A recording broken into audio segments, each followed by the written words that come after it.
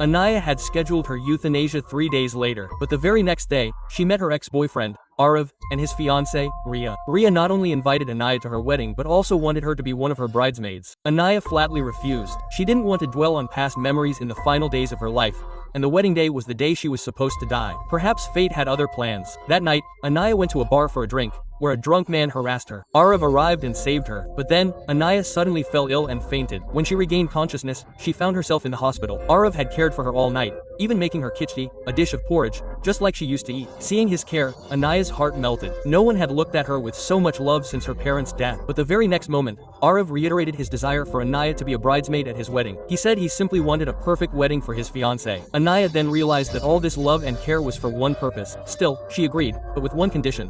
Arav would take a photo of her, which she wanted to make her final picture. The next day, Anaya went to the wedding rehearsal. She saw Arav and Ria laughing and talking so happily. She simply watched silently, with a slight jealousy, but without any hint of it. Then Ria pulled out a bracelet and said, "This is our engagement bracelet." The moment Anaya saw it, her heart sank. She had designed it herself when she and Arav had been together for 7 years. That same bracelet was now on Ria's wrist. When she asked when they were engaged, Ria replied, July 7th, that was their 7th anniversary. That's the day Arav had cheated on her. Quote, now everything made sense. When Ria went to change her dress, Anaya confronted Arav about the truth. Her heart broke. She simply said, "What difference does it make now? I'm going to die anyway." Quote, exhausted, she returned to the hotel after rehearsal. Arav came to drop her off and took a photo of her outside the hotel. Then, she said, "Ria doesn't know anything about us. Please don't tell her anything and don't try to take revenge on me."